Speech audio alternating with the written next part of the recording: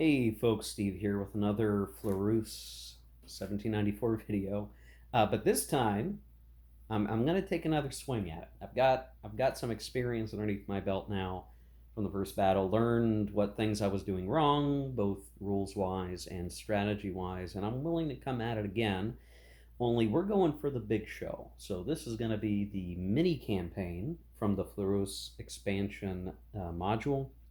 This is a 4-day event, and it kind of compresses the historical narrative a little bit. So the Battle of Fleurus was roughly from June 25th to June 26th. Then there was a bit of a lull as the Austrians pulled back, the coalition pulled back, and then there was some rearguard action much farther to the north. But that rearguard action only occurred in like July, so there's like a whole week that went by. This particular mini campaign kind of compresses that a bit and allows us to kind of play through it as just a 4-day version of that, which is kind of interesting, but it makes sense to do given the scenario that we can look at playing. But it does mean that we're adding the Napoleon's Last Gamble North map to the table, which now extends it even further across my table set here. And I just have enough plexi to put over the north map as well. And that extends much farther north, Doivre, and uh, obviously Mont Saint Jean as well. Um, I've also added some more counters to show the victory point hexes that do not matter. That's the red ones you can kind of see out here. But it's a very different configuration. So this scenario does start. I better make sure I know what. I think it starts at 6 a.m. I want to say it starts at 6 a.m. Oh no, it does not. It starts. Golly, June 25th at 2 p.m. So I got it wrong. So this is the Charleroi campaign, the Fate of Flanders, 25th to 28th of June 1794. And that is my bad. We start at 2 p.m. So I need to adjust my turn marker. Boy, okay. 2 p.m. That is very different. That is a very different set of time. So I have less time than I think I do to get into position with my forces. The general situation may be kind of hard to see just because the angle I need to have the camera at to show you the full map. We won't have the camera angle at this way the whole time. This is just to show the breadth now of the scenario that we're playing. The Dutch are off map. They will come in as reinforcements. The second column of the Austrians are there, third column, and then fourth column's over there. And then the fifth column will come in as reinforcements at the beginning of the scenario on the Austrian turn. They will come in off the side of the east part of the map. And then for the French, their reserve formation is down here besieging Charleroi itself. There's a mechanic here that for every turn they remain here sieging, there's a die roll chance that the garrison will surrender and be eliminated. So they're going to hold back here sieging. We also have the left wings actually out here, and we'll want to pull them back. And that's going to be probably one of our march orders we're going to use is try to get those guys just sailing on back. Or maybe we won't need to use a march order for them because they do have their own officer.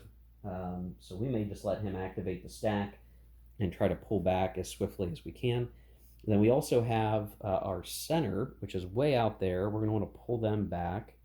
And then we'll probably want to pull back our advanced guard, which is over here. The right wing is actually still back here, and we're probably going to want to send them on a march order. Or maybe I don't need a march order for that. I just want to send them to Lambersart over here and form a defensive perimeter. So with the scenario being set up like this, you can see it's a very different arrangement of forces than the day of battle. The forces are not arrayed for combat. I do have now the option to try to get the units where I want them, rather than them be maybe somewhere else. So If I think they were defending too far forward in the day of battle, I can try at least to get them moved down to a better location. I can issue my march orders. I get two at the start, so what I'm probably going to do is march order the center to come down here, march order the advanced guard to come back this way probably. Um, Instead of defending forward or trying to capture Ligny or Saint Amand, because they will be unsupported. So pull them back, and then we'll have the right wing activate because they're in range of Jourdan and head to here, and the reserve is in range of Jourdan, and we'll siege them out.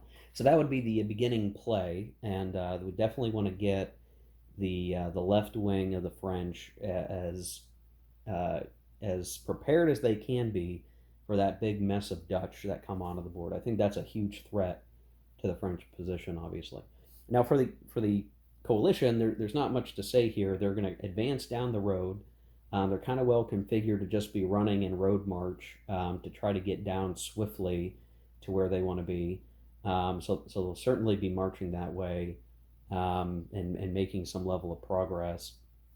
But for them, that's all they can really do. They can just advance, start to come towards Charleroi, and that's what they want to achieve.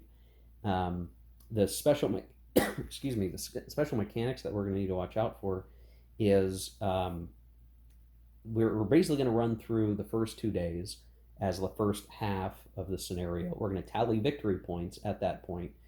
And if by the end of that second day on the 26th of June, the coalition have not gotten into Charleroi or haven't been able to get to it, then the rules stipulate that the coalition has to withdraw north, and they will withdraw north and will use the second 2 days of the scenario, the 27th and 28th, to be fighting on the north map, basically. So that's kind of the way that this should operate as a mini campaign.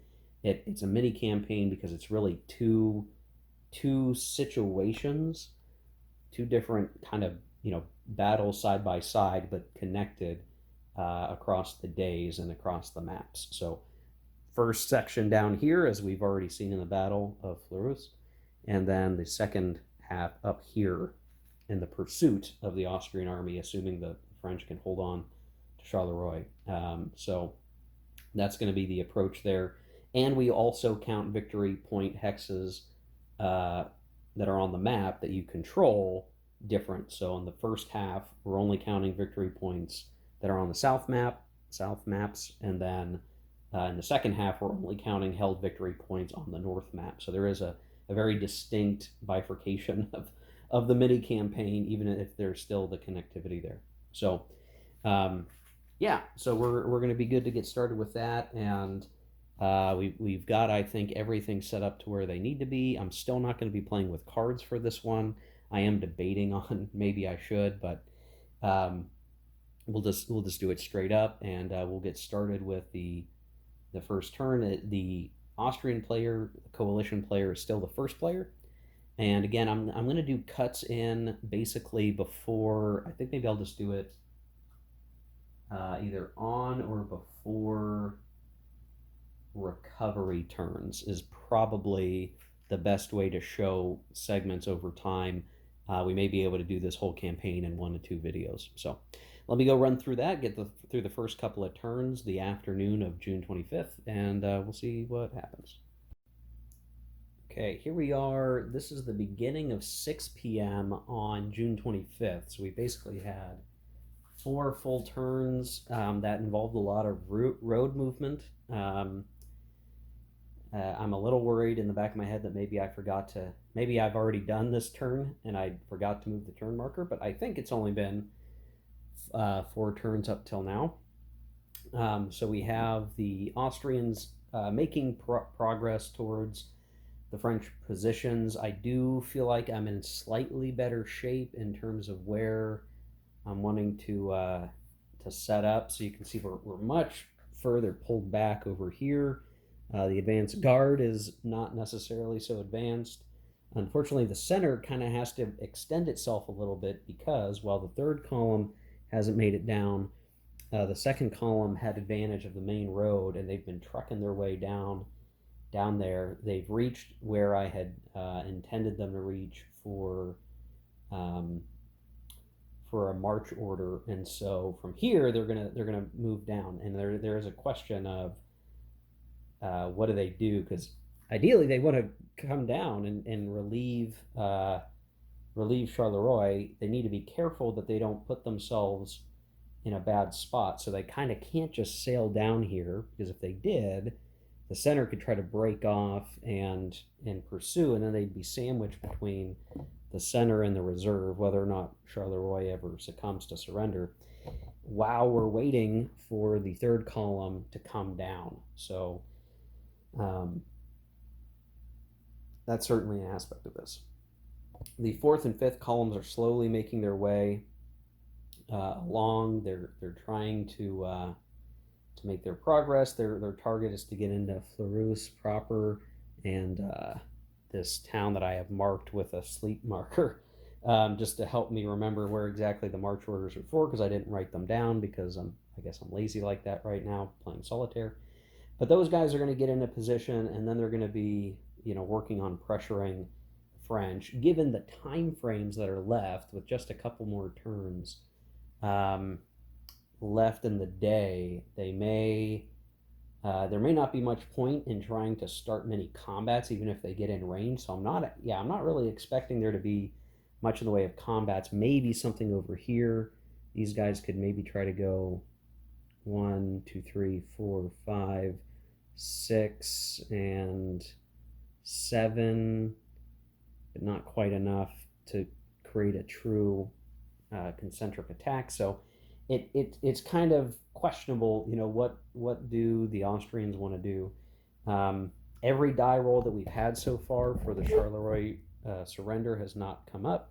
You need to roll a 6 during the Austrian turn, and none of them have come up a 6. So these guys continue to hold out here, besieged by the reserve formation, which, because of that, you can see, we would really like to be moving up the road quickly to cover the flank of the center, and we're just not making it there, which could pose a pretty big problem for the whole campaign. The adverse thing, or maybe like the better position, is we do have the left wing over here with a screening cav that's going to be out of command, but at least is hanging up here. We're going to get some additional reinforcements before the night actually arrives, so the left wing should be set up better to contend with the Dutch. So that's kind of the saving grace. So while we've got some risk here, we do have the river to hold, and we'll be in a better position to fight the Dutch when they do show up. So definitely, as we're getting closer through to the end of the day, things are shaping up to be different than the day of battle, within some degrees, but ones that will make for a different situation when the guys start fighting, and that'll be interesting to see. I'm going to play through. We'll come back. I guess what we'll do is we'll come back to talk about what happened right as night begins, and then we'll have to run through the night turns, which we've not done night turns yet, so that'll be kind of a new thing for me to deal with. But we'll get through these last couple of hours, these last 3 turns of daylight, and see what else changes, if anything, for that. Okay, here we are right before night, so the 8 p.m. turn has passed. We had what would have been our first combat, but we had a cavalry retreat before combat, but you can very generally see where things are at. We did finally get the die roll for Charleroi, and now the reserve formation is heading up the road to meet the second column, or to provide support to the center. There's still an awfully big gap there, that the coalition player has to decide what they're going to do. They would have been able to make some headway there, but they didn't make their command roll. And really, even at this point, the fourth column is not in position. The fifth column is getting into position. So there could be some fighting here in the morning, and then the Dutch are going to be coming in, though we are in much better shape in terms of setup for that than the previous day of battle scenario.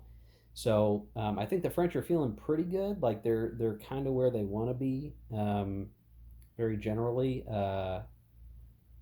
the coalition is waiting for guys to get to where they need to be, basically. And I probably didn't have very good march orders for the fourth column. I should have said go to Fleurus instead of Ligny, because he failed a command roll and isn't getting as far as he wanted to get.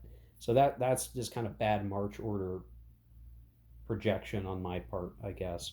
So let's see, we're in pretty good shape to see how things evolve from here. We have a much shorter line for mutual support for the center, the advanced guard, and the right wing. Um, Whether or not that's going to turn into something meaningful long term, I don't know. We'll have to see on the actual the next day. Now we're going to be doing night turns, and apparently there's 3 night turns, is what it looks like. There's a night PM, then there's on the turn track a midnight, and then uh, there's a night AM. So I don't know if that's 3 distinct turns. The rule book talks about there being, generally 2 night turns. So I'm not sure what to do with that, but we'll see. I think generally, in terms of the night turns, there's not a whole lot here. There's some night marching that could occur, and I have to see what that will look like. We haven't done that yet.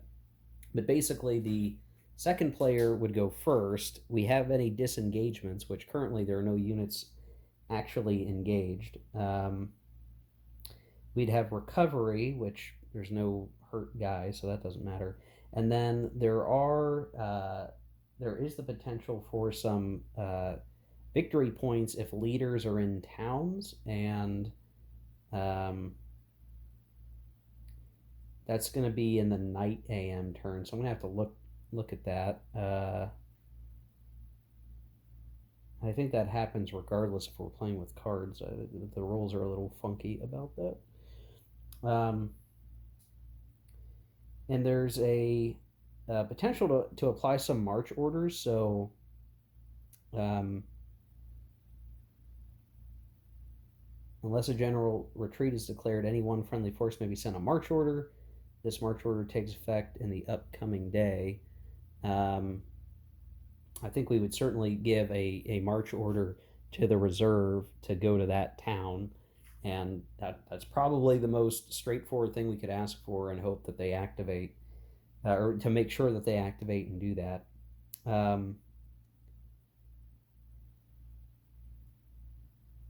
And then units with a current march order, so we don't currently have any of those anymore. I think all the march orders are done. They would get to do a night march, but we don't currently have any, so I don't think that will happen. So really, I mean, much of this is going to be the same thing. I think we're going to see a march order here. We're going to have a march order declared here, but they don't actually take effect until I think in the morning. It says that this march order takes effect in the upcoming day. So I don't know. There's something weird there. I'm gonna have to look at and see, like, if we issue a march order.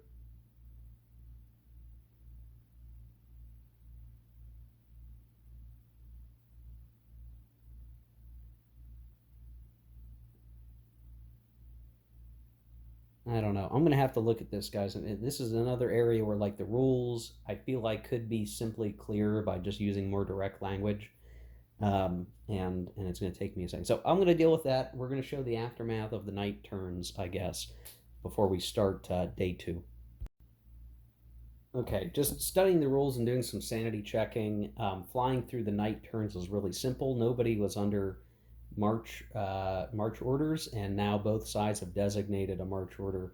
I'm just using these sleeping counters to represent the goal of the march orders for my own mnemonic. So The French want the reserve to move up to here. The coalition wants the fourth column to end up here. And then obviously the Dutch will enter the map on this next coming turn over on the west side, and they'll be busy fighting the French almost immediately for that. So we're now into the second day. The first day, really the approach to battle. It's kind of interesting to see how things are different just depending on how we chose to maneuver.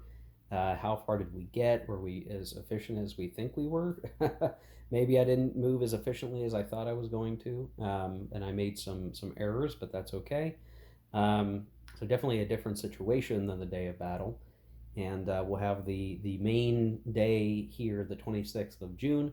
At the end of this day, we will be tallying more victory points and all of that. I should point out that there is actually victory points gained for having leaders in towns overnight, which is rather interesting. The value is, let's see, each player receives 1 victory point for every friendly leader who remained in a town or a chateau all night. So technically that would be 1, 2, oh, not these guys. So 1, 2, 3, 4. 1, 2, 3, 4. 4, 5 victory points. So 5 victory points, and then for the coalition, that would be. Boy, I didn't do this very well. But chateaus do count. So 1. So 1. He's not in 1. Neither is he. And neither is he. So just 1. So that's kind of a silly mistake on my part as the coalition. We were more focused on being in battle arrangements, which maybe that's its own advantage. We're not messing around. We're preparing to be in combat formations. The French, being on the defensive, have managed to have their leaders sleep a good sleep in a bed somewhere, and they're accruing victory points for that, which is interesting. Interesting. Okay, well, we're going to get started here. I'm going to do a check-in at the 9 a.m. turn, so we'll get through 3 turns worth of day, where there will likely be some vicious fighting and maneuvering, and we'll go from there. Okay, here we are at the 9 a.m. turn, and so far it's been catastrophically bad for the coalition. They're kind of getting bogged down. It's kind of weird. The campaign reinforcement placement for the Dutch is different from the day of battle for some reason, and I don't really know why that is, but it is that way. And they come up further north than in the day of battle, which is ultimately leading to a bit of a traffic jam, as these guys are trying to, maybe I should have sent some out around a little bit, but too late now, where they're getting gummed up, and the left wing has managed to get into something of a defensive position that may pay off. We did get the reserves into that town. We've actually eliminated some of the second column cavalry. We've fended off the second column over here, though the center is stretched out at the moment. But that's all well and good, because due to a number of good die rolls that ended up shifting the balance of the third column, a combined effort of the center and the advanced guard of the French have eliminated not 1, not 2, not even 3, but 4 units from the map. Now, they are in the units awaiting recovery box, so they could very well come back. But they're going to have a hard time. So you can see there's a huge gap now in the line of the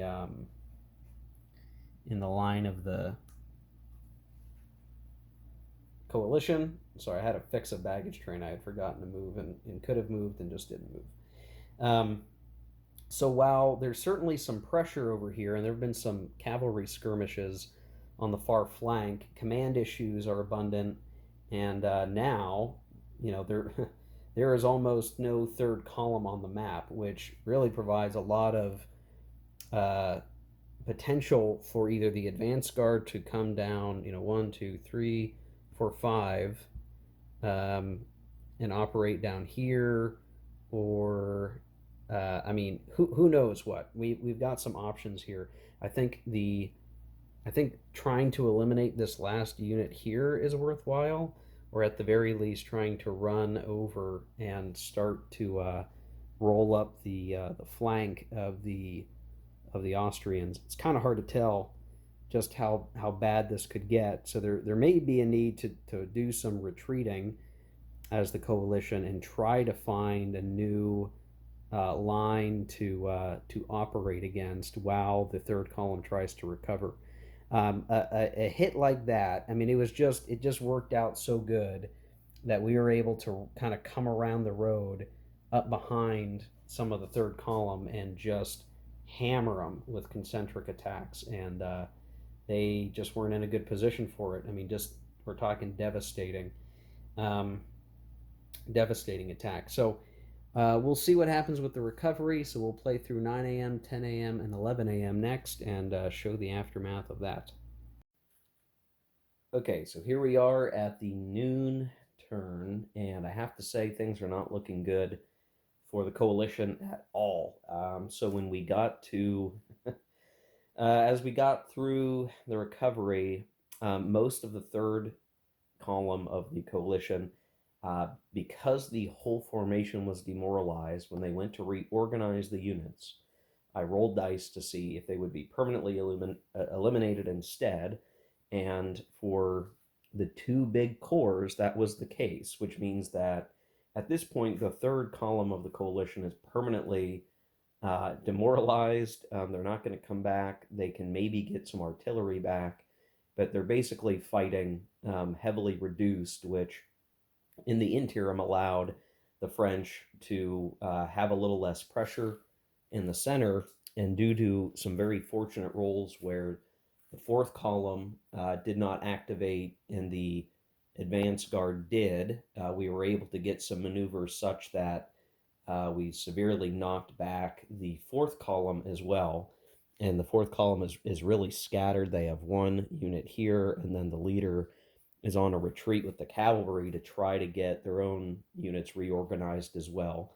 And for them, they are demoralized. I think I forgot to put a marker on him, or maybe I lost it somewhere. But they're kind of in trouble, and the French have the potential to pick up some victory points from grabbing these two places right here that are going to be worth a sizable chunk of victory points.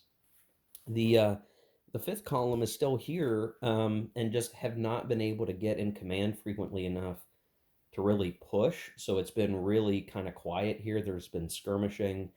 And now what they really have to worry about is being, again, possibly outflanked, or at least put into some local outflanking positions.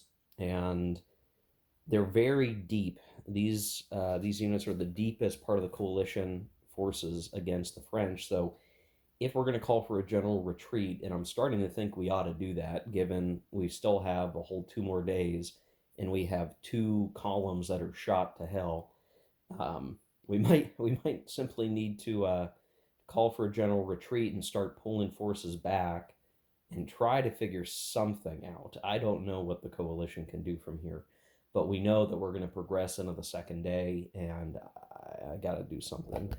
I was trying with some of the Dutch to pull back and out so that we can kind of go, this column moves over here, this column moves here, and then we've got sort of a replacement for the forces that have been mangled, but it's hard getting through the terrain over there.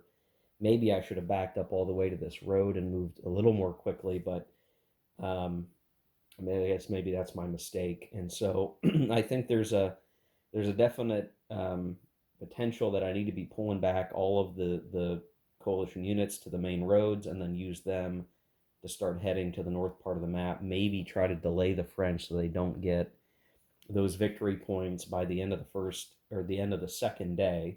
So it's really, how do we salvage this? Because the attack on the French at this point has been an utter disaster. And I could almost look at it and go, really, we should just end the mini campaign because I think the French are advantaged right now, but it's still early enough that we'll see what happens if the um, if the fourth column units end up being permanently eliminated when they try to reorganize, then that could be the open and shut case because we need to try to get some units back on the board. We need to be able to form something of a coherent line of action.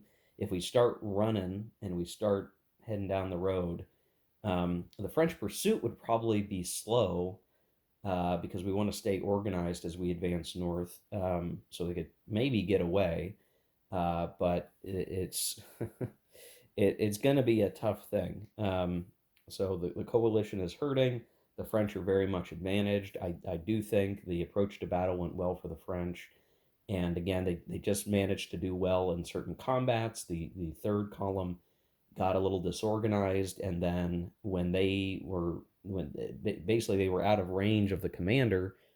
Whenever you fail to be in command and you don't move, and your opponent has two formations that do activate and can operate, that could be a very big deal, and it was. We were able to just pull off the concentric attacks, flanking maneuvers, um, bad command structure on the coalition, and they just got mangled real bad. And I think that hallmark highlights and is a hallmark of this system where the command structure is really important. If you have leaders who only have a 3 initiative and you're not trying to get your commander over there to help them out, they're going to suffer. I failed once again to get Coburg wrapped around here, but some of that, just the nature of the retreats and everything else going on. Um, it I think that's the big failing. I should have just sent Coburg to the east uh, early, even, and just hoped that the second column was going to be able to operate enough on its own. Um, but it had a possibility of being outflanked too, depending on when the siege ended. So, I guess this is just part of the story. Like, you just don't know what's going to happen with the dice. You got to make a decision. Where's the commander going to work to keep his forces moving, and wherever he's not, has the potential for leaders to get lackadaisical or to have it maybe their own analysis paralysis and indecision, where a whole column of troops don't press the attack, and all the worse for their whole situation. So um, yeah, losing the center here, or like the rough center, is a big deal. There's still a lot of Dutch that could make a difference, but the pressure has been off now, and they're gonna have to figure something out. I don't think going on the attack is gonna help them much anymore. I think the best thing they can hope for is to try to pull back. Um, if they can keep the French from accruing any more victory points on the first half, I think they would certainly want to do that. Um, and then I don't know, operate from there. We definitely don't want to miss out on our leaders staying overnight in a town, so that's something I need to think about. It's still noon, so there's a lot of time left in the day, but I think I'm going to have to call for some general retreat. I don't know that it matters so much where if I say, hey, we're going to do a general retreat, but I'm going to target like, where am I going to target that general retreat? Because if I look at the rules for the campaign, um, if we get to 8 p.m., so eight turns from now, um, the coalition army must withdraw, uh, and we set Mont Saint Jean as the objective. And once we're on the north map, we can cancel the march orders. And I wonder, alternatively, just to get out of this bad situation, because I feel like the coalition is in trouble. Do we need to do a march order for the whole, the general retreat?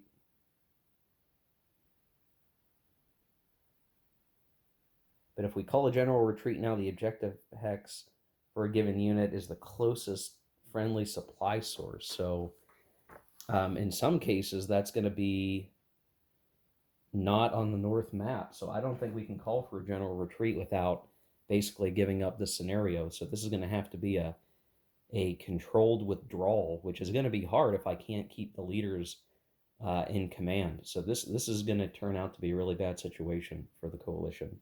Anyway, that's enough explanation. I'm going to get back to playing it. We'll come back at 3 p.m. to see what's happened for 3 hours.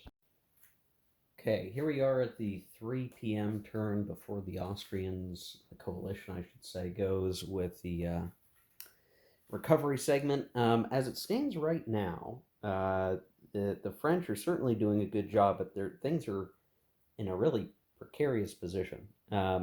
So you can see that the Dutch are trying to move to help cover the flank of the second column here, but the second column's having trouble activating, and they really need to pull back, so they're at risk of being flanked.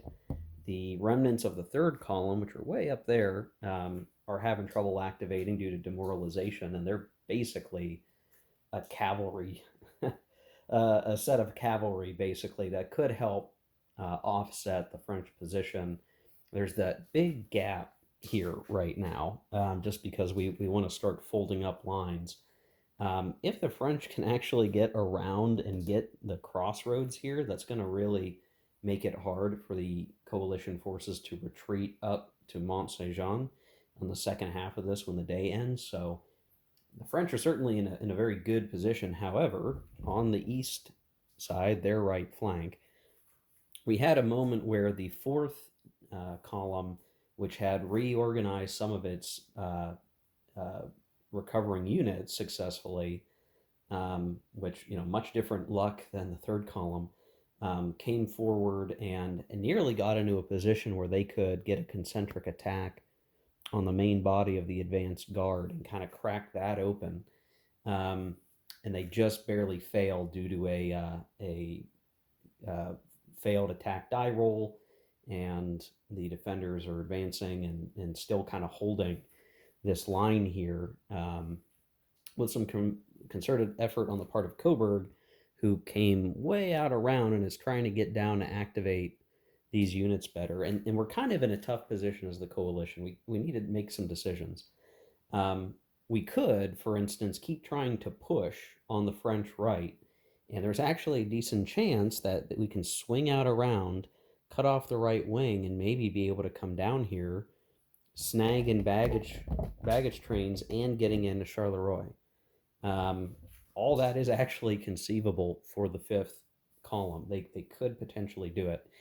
The reaction of the French would be for Jourdan to grab a cavalry unit and race down here to get there first. And as long as the French could kind of tie these units down a little bit longer, they would probably win the race to get into Charleroi, and then the gambit for the coalition would be a failure. So it's, maybe the coalition has an hour or two of time to try to get around the French flank and race down to Charleroi. If they can't get in there, then everyone's going to have to go on a general retreat. And the deeper these guys are in the French position, the harder it's going to be for them to get back north.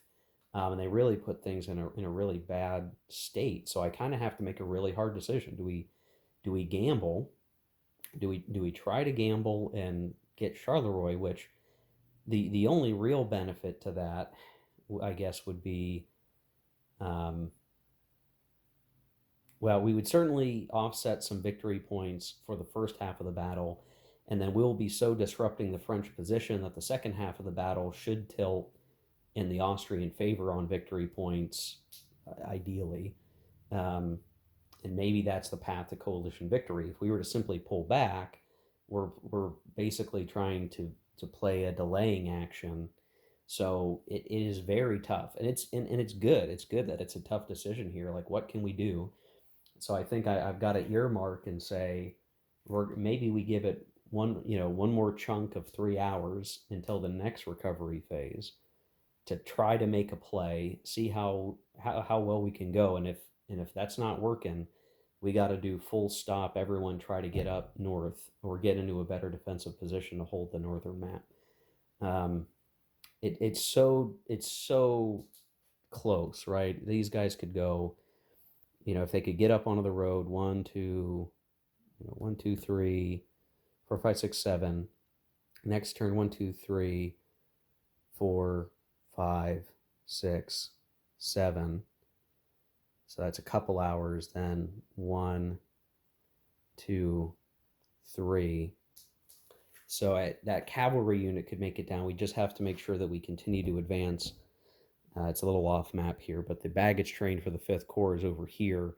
We need to bring that down as well to make sure they're in supply when they take Charleroi. So it's conceivable that we could turn this up, get them where they're stuck in the forest, and the right wing is totally blocked from quickly getting down here, and it's a kill move to get down, baggage trains, put a lot of the French army out of supply, grab Charleroi, and go for a victory.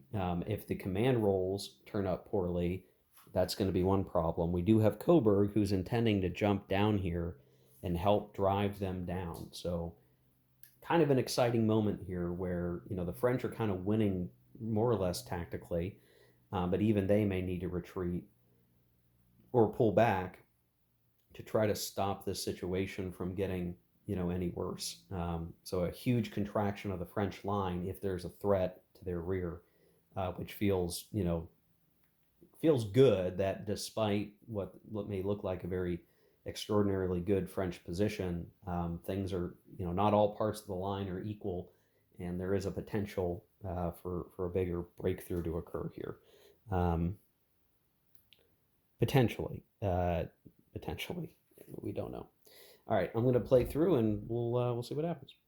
Okay, well, here we are at what is going to be 6 p.m. and things have gotten awfully bloody, but the coalition's feeling the brunt of it, where they just kind of had a collapse. But both sides are getting their licks over here. It's furious fighting. The 5th column managed to they wanted to capture it, but they ended up only destroying the advance guard baggage train, which I was not watching properly. So these guys are going to be operating soon, considered out of supply. So they're going to have some issues moving forward. The 5th column also managed to bag the right wing leader and some of the corps there. And okay, so in the midst of the 4th, I don't even know how to explain everything that happened. The 4th Corps is basically destroyed, or not 4th Corps, I'm sorry, 4th column of the coalition is effectively destroyed. Every single unit is off map, and the units awaiting recovery box, including the leader, who I rolled a 6 for being captured, and he's going to come back in 2 turns. But also, Coburg got captured, and as a commander, there is no replacement. So the commander for the coalition army, the main commander of the Austrians, Coburg, is off map. He has been captured because I tried to push the issue and go for the gambit. And now, unfortunately for the coalition, Jourdan is down here with some cavalry that managed to run down here and hold Charleroi. The 5th column units are kind of trying to come back. And really, there's 3 French units scattered, including this artillery, that are going to get probably eliminated here very soon. But and they'll be out of supply, and these guys will be out of supply. But they're about to pounce before long the baggage train of the 5th column. So it's been just because the lines of battle are so chaotic, everything's just a big old tarball. Over here, we do have the 3rd Corps trying to come out around for a pincer attack, but they're going to have a whole hard time activating. They did activate once, They weren't willing to try and attack independently because both the second column and the third column just haven't been able to activate well together. But you can see the French are advancing, and it's basically just the Dutch the Dutch with a little bit of Austrians are trying to hold as they're falling back towards the north part of the map. We have not been able, and I think I accidentally misplaced a counter. We've not been able to get an in supply French unit into Saint Amand or Ligny, which means that we're probably not going to bag those victory points unless um, we're willing to, I don't know, get one of these cavalry spun over because these guys are out of supply. These guys are going to be out of supply. There's nobody in supply to take those towns, so the coalition will probably get those victory points. Um, but they'd like to jump into Gilly and get some of those, but well, it's just too chaotic. So there's an attempt here to try to get things in good order, but it's going to be a really near run thing here on how they're going to operate. Um, I don't think these guys can escape getting bagged here unless, well, and they can't. These guys can't get back to the baggage. Yeah, so yeah, there's almost nothing that can be done um, to resolve this situation for the Austrians. They're in deep trouble. The coalition is in deep trouble, and we haven't even finished the main day of battle. And I probably should have cut and run, and we would have at least gotten to the second half of this scenario. But I don't think that's going to happen. But we'll see. I'm going to play through until we get to the night turns. So just a couple more turns of action, and we'll see what happens. All right, here we are right before the night turn to go into the 27th of June, and basically, um, it's a pretty nasty situation. I think I did the victory point calculation for the first half, and it's 51 victory points for the French to 16 for the coalition. And I mean, you look at the board. We're chasing the Dutch and the remnants of the Austrians north to the north map, and they're trying to get the heck out of Dodge, and they're gonna maybe just get away and head up the road to Mount Saint Jean. Um, Pretty much everybody else, the scattering of fourth column, which has started to reform, and the fifth column, which is kind of scattered, um, ultimately have not been able to get into Charleroi. They're way out of position, and they're going to have to do the withdraw. So, I mean, I don't think there's any question that the French are going to win this mini campaign, which is a nice, I guess, reversal from the previous day of battle that we played. I am interested to see how this is going to work in the transition of the second half, so I'm going to play through a little bit of that just to see where we're going to go. Technically, the coalition will get another column reinforcement on the 27th in the afternoon, but it's pretty far away. Not sure how the coalition could make up the victory point differential at this point. Not seeing how they'll be able to do that, but will be interesting to play through it. So what I may do is not show every recovery turn, but just play through until it reaches a logical point to show you guys what's happened, and we'll go from there and look to wrap up the video soon. Here we are at the start of June 28th. For a long time, the Austrians and the Dutch have held the line along that stream and marshes as sort of a defensive perimeter while they waited for the sixth column, which is entering the game for the first time, joining up on their right flank. The French have spent a huge amount of time trying to get all of their guys north from way back here all the way up there, and they've sort of got a rough structure in place. At this point, I'm not sure what they really want to do here. They can certainly pressure the coalition. They can't be, if they're reckless, they could have it turned on them because there are fresh coalition troops coming. Right now, the coalition has control of all the victory spaces in the north. I don't see how they can make up the victory point deficit, and they probably can't, but I'm still willing to play through the rest of it. to see what happens. So I'm going to play through this day, and I'll show the aftermath. But you can kind of guess at this point, this campaign will be a French victory.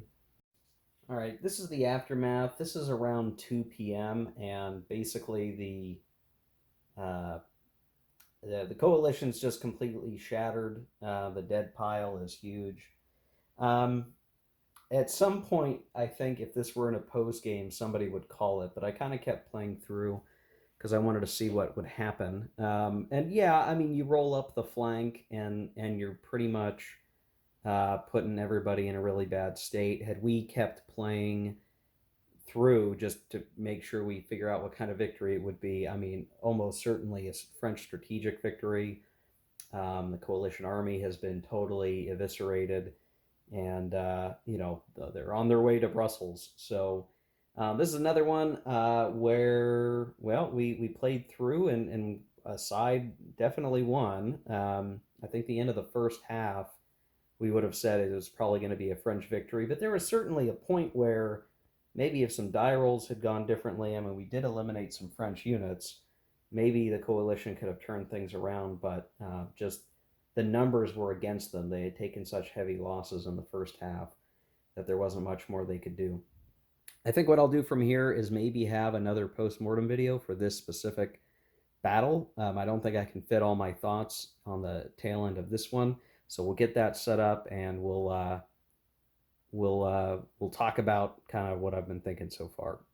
Now that I've been playing a little bit more correctly, and have gotten a better feel for the system. So see you in the next one, guys. Take care. Keep gaming.